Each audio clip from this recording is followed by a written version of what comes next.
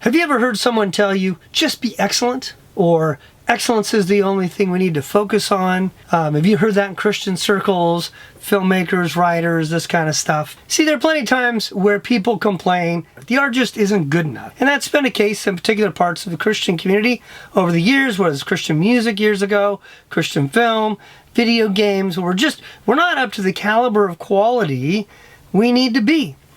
But the major problem is not just lack of quality. If it's only lack of quality, it will tempt you to think the real solution needed is excellence. And excellence is important, but I'm going to be honest with you, excellence is not enough. It never was enough. It never will be enough. We need a higher calling.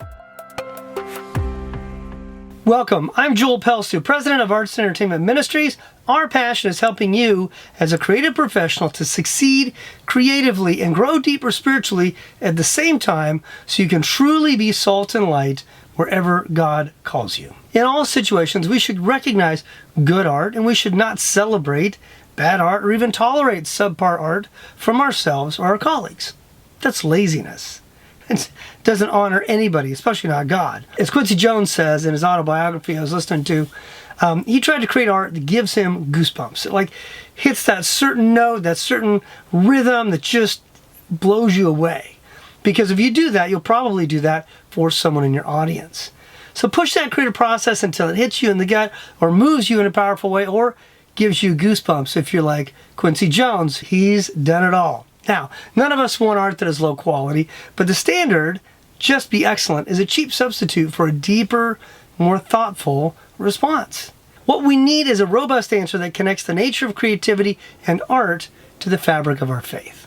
But before we dive in, let's examine why people talk about pursuing excellence as the primary goal. Usually, they're trying to distance themselves from some lame art produced by Christian circles in the past. They speak of excellence as if it is a silver bullet that settles the matter on art and faith integration and what it takes to make great art from a Christian worldview or perspective. But we need not only greater excellence, we also need a deeper, more thoughtful, and more elegantly presented faith. You see, if excellence is your only metric, you will soon believe that you can do anything you want as long as it's excellent. It becomes a kind of panacea or an excuse for exploring themes and depictions of evil, maybe even making sin attractive or even salacious. Well, it's excellent. Holding up the banner of excellence does not protect you from other sins and other dangers. Now, to be fair, I know some emerging artists grasp for this excellence banner because they've grown up in a legalistic or fundamentalist environment with rules upon rules and restrictions upon restrictions that has choked the very creativity and joy out of their art. They think art, and they've grown up in an area where people tell them, well, the art has to have a Bible verse on it, or it has to be used for convicting people that they need to become Christians, or some specific direct idea of what it means to be an artist. And that's not a biblical view of art. It's not a biblical way of viewing. We don't expect plumbers and doctors and teachers to try to convert everyone every time they do a surgery or fix plumbing or teach students. It's ridiculous. It singles out art in a unique way that says art is instrumentalist. It's not valuable except in the service of something else. And if you want to learn more about that, our institute really breaks down all those categories and teaches you what is a biblical view of art so you can jettison that legalism and find the freedom Christ died to give you so you can really pursue a life as an artist with full conviction, with all your heart, mind, soul, and strength, and let go of that legalism and those kind of simplistic rules and ways of thinking about art. You see, the truth is legalism kills everything. It kills your joy, kills your hope, and it most definitely kills your creativity. And I can understand why you're anxious to get out from under such legalism that you're now recognizing is not from God, and I hope you break free and embrace the freedom Christ died to give you. But at the same time, we need to acknowledge that we are called to use our freedom not to do anything, not just do anything we want, but that freedom is now to be embraced in a certain way. As we see in Galatians chapter 5, verse 13, for you were called to freedom, brothers, only do not use your freedom as an opportunity for the flesh, or creativity that celebrates the flesh, but through love serve one another. So we rejoice with you in leaving behind legalism, and now that you're no longer under the law, you're free to love others and serve Christ with your gifts and talents. But be careful not to respond to the pain of experienced legalism by running headlong into the opposite error of libertinism, or the idea that you can do whatever you want. That is a recipe for a different kind of disaster, which you don't want to end up experiencing. God desires artists and creatives who are pursuing excellence in their craft as well as spiritual depth and maturity. These two things need to be together. God is not honored by super spiritual people who don't understand what it takes to make great art and just haphazardly trying to create something.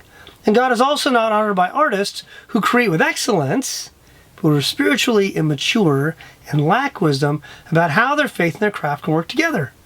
See, if you're an artist and a Christian, then part of your calling is to pursue becoming both spiritually mature and aesthetically or artistically mature.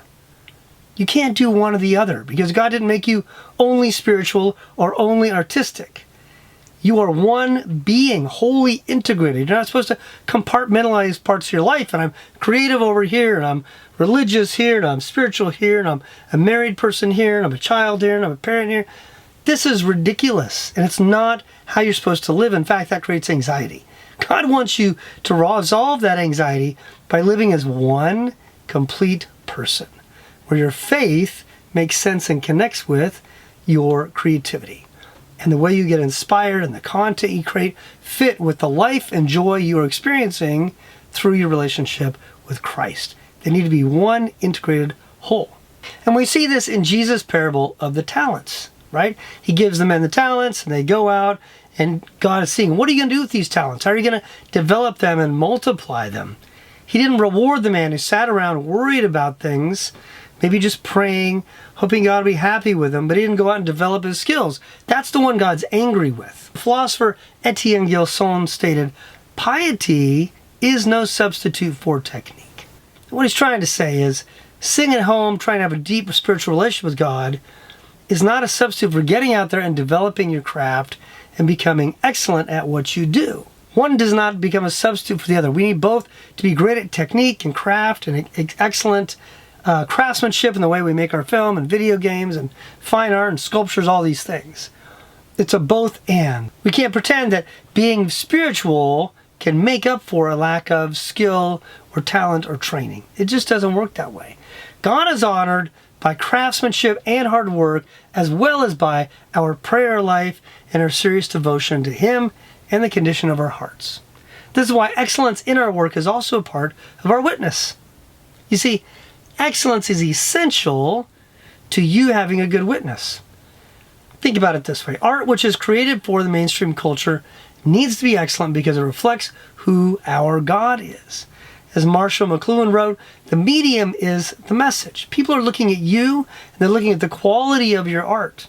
If our art is excellent, it says to our audience that the God we worship values creativity, and the God we worship inspires us to create great art, not just Sunday school stick figures. And when non-Christian artists discover we make profound, insightful, cutting-edge, excellent art, then they become open to hearing about the God who inspires us. But if our art is cliche, kitschy, or boring, they will be repulsed by our lack of creativity, and they will say something like, why would I ever be interested in a God who inspires that, or doesn't care about art, or doesn't call his people to excellence? Right? Seems to only inspire sappy, emotional, copycat art. It's a horrible witness. And here's the point. There's no reason to be excited about bad art that has a good message. Unless it was created by an 8-year-old, or you're just starting to learn how to make art. Then there's a place to give grace. But we're talking about professionals. If you're just starting out, then be patient, stick with the process, work hard until your art is excellent, and it will take years, but it's worth it. But we should never lower the bar just because we're Christians, or because the subject matter is spiritual. It should be the opposite. If it is explicitly spiritual in content, we should raise the bar as high as we can so that we make sure to glorify God with all of our heart, mind, soul, strength, talent, skill, and craftsmanship. What's the best way to think about excellence in your craft? Here it is. Excellence amplifies content. It does not redeem content. An excellent thief does not honor God just by using great technology and the latest techniques to steal, like someone out of the cast of Ocean's 11, nor can a Christian create art that glorifies evil and glamorizes sin and think, well, I did it excellently in their craft, so somehow that magically redeems the irredeemable. This is where the motto, just pursue excellence, completely fails. Excellence amplifies your content. It does not redeem your content. Excellence without a moral compass will promote immorality. Excellence must be in service to something greater than you and your art. We're called to love God with all our heart, mind, soul, and strength, and this means even our art should align with what God has called us to do. We should be asking ourselves how to honor God and portray life in a way that fits the narratives of Scripture. This means considering the consequences of evil, the benefits of righteousness, the sovereignty of God. Evil should not have the last word, goodness and mercy should not be balked in the end, and the world you create should not portray life without God as something ever desirable. You see, the messages and the themes of the content are critically important because they reflect things we're saying about God and about reality. Think of excellence like the gateway or the door through which your content can be heard and seen and respected. It's kind of the entry-level minimum. It's a requirement. Before you can have a voice in the world and be a part of the creative conversation of our age, you cannot skip or omit this essential principle.